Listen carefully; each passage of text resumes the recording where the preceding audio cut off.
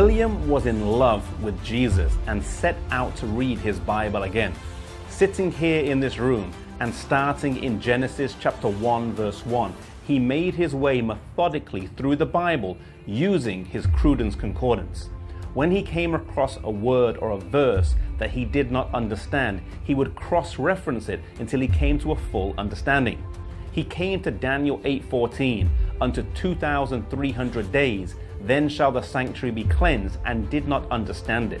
Rather than reading on, he stopped there, stayed there, studied it out, and his conclusions would have a far-reaching impact.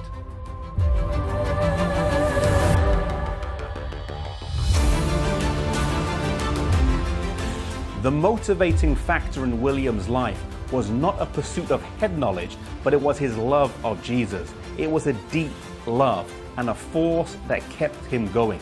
As he continued his study of Daniel 8, he came to the conclusion that Jesus would come in about 25 years.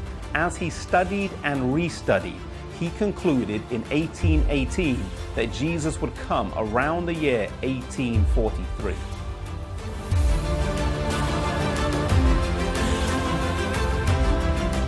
Yet despite having this great news, he did nothing about it, keeping it mainly to himself. He did tell a few friends, but did nothing publicly. He was worried that he would be made fun of and did not want to leave his hometown to speak.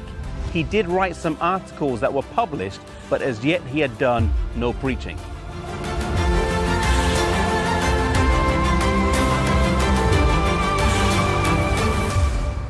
William struggled with the call to preach for 13 years. He heard in his mind over and over the words, "Go and tell the world." Finally, one day, he made a prayer of commitment that if he was asked to preach, then he would go. He felt this was a pretty safe fleece, for no one was going to ask a 50-year-old farmer to preach about the second coming. Not long after, his doorbell rang, and his nephew Irvin Guilford was there, and he asked him if he would come to Dresden to share the things that he had been studying. Rather than being thankful his prayer had been answered, he stormed out the door angrily.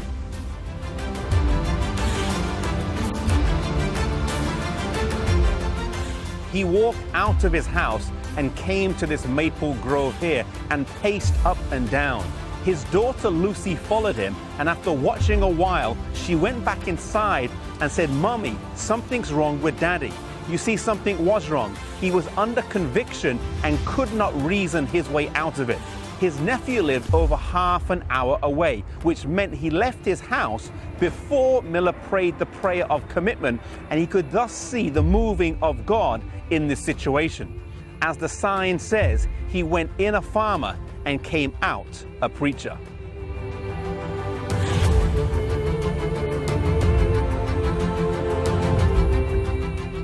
After accepting the call to preach, Miller traveled extensively over the next 10 years across the northeastern parts of the United States with his prophecy chart and Bible with him.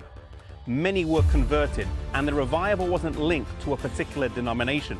Although Miller was a Baptist, one estimate has him winning over 40,000 to the Baptist church and over 40,000 to the Methodist church.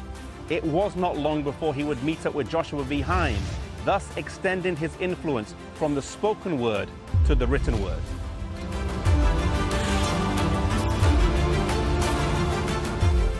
Maybe God is calling you to the ministry to preach. Maybe you have been resisting his call like William did for 13 years.